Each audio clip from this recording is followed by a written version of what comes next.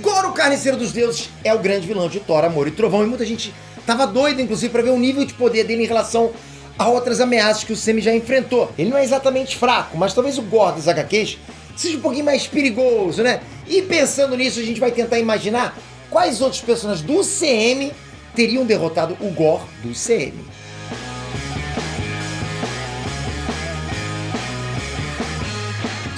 Hein, Nestrantes? Peter aqui. Galera, antes da gente começar, eu queria dizer que a gente tá concorrendo ao Prêmio Best em 3 categorias.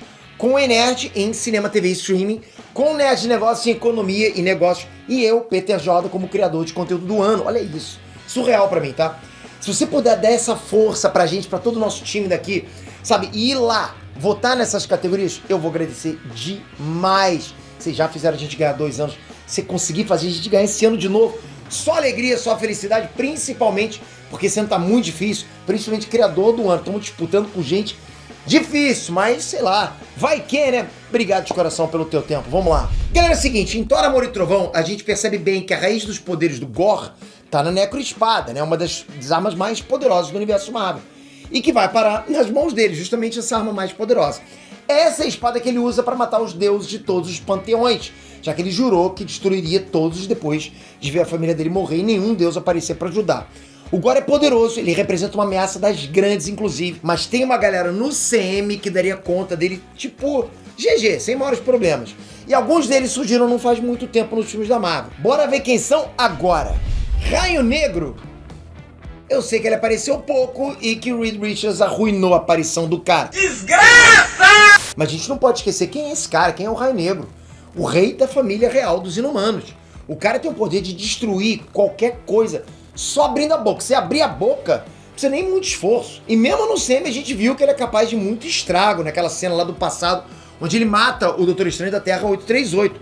Se o Reed Richards não estragasse tudo de novo, com certeza, porra, nosso querido Black Ogre Boltagon conseguiria vaporizar o Gorr sem muito esforço, apesar da Necroespada. Com certeza vai ter mais Raio Negro no CM, e ele não vem fraco não, pelo contrário, hein.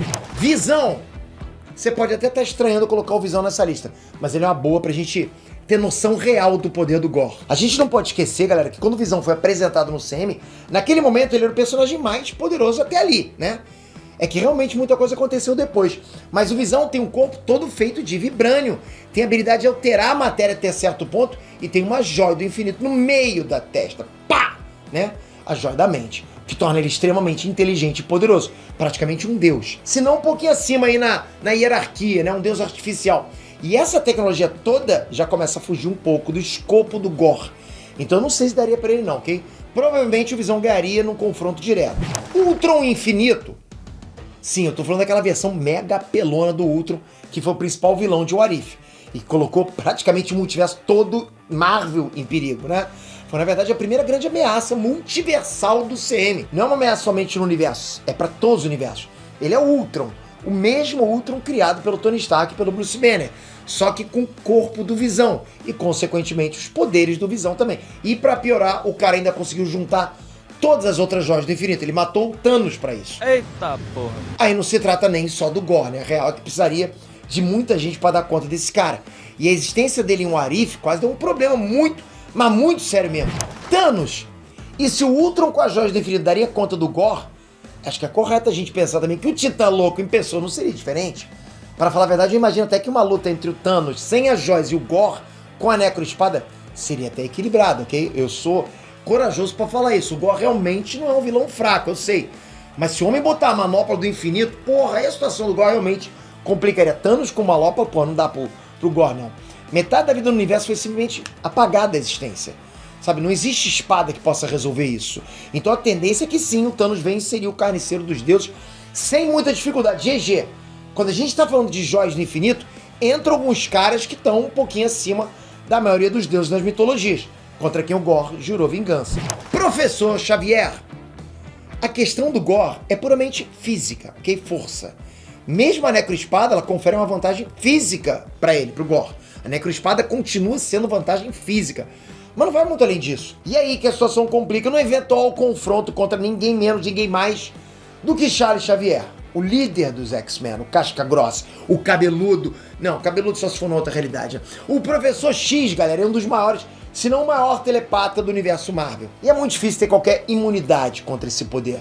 Ele pode simplesmente controlar mentes e nem o Gorr pode fazer nada contra isso. Ele provavelmente seria controlado e o Professor X ajudaria ele a colocar fim na vingança. Acho que o filme teria 5 minutos, né? Doutor Estranho. E se a gente equilibrasse um pouquinho as coisas pro lado do Gorr? É óbvio que a Necroespada dá pra ele uma vantagem mágica, então nada mais justo que colocar um mago pra lutar com ele.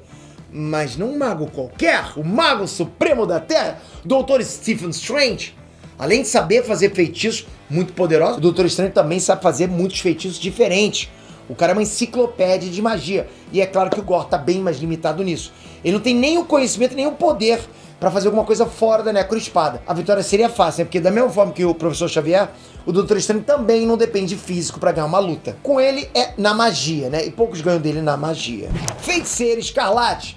E um desses poucos, com certeza, é ela, Wanda Maximoff. A nossa querida Feiticeira Escarlate. Com o tempo, galera, se tornou a personagem mais poderosa do universo Marvel. Com alguma folga, inclusive, mais ou menos até o Doutor Estranho no Multiverso da Loucura. E sem joias do infinito e coisas do tipo, né? O poder da Wanda tem relação direta com a magia do caos. E contra isso, o Gorr não teria a mínima chance. A Feiticeira Escarlate, galera, chegou num nível de conseguir alterar a realidade do jeito que ela quisesse. Praticamente uma joia da realidade. E foi uma ameaça para todo o multiverso também. Gorr é um ótimo vilão e foi uma ameaça real pro Thor. Mas não chegou nem perto de ser uma ameaça desse tamanho. A Feiticeira Escarlate provavelmente acabaria com ele de um jeito meio tosco. Mais ou menos igual ela fez com os Illuminati lá no filme Doutor Estranho. Porque, sinceramente, eu acho que até os Illuminati inteiros ganhariam do Gorr também. Inteiro não, né? Bom, algumas peças ali dentro.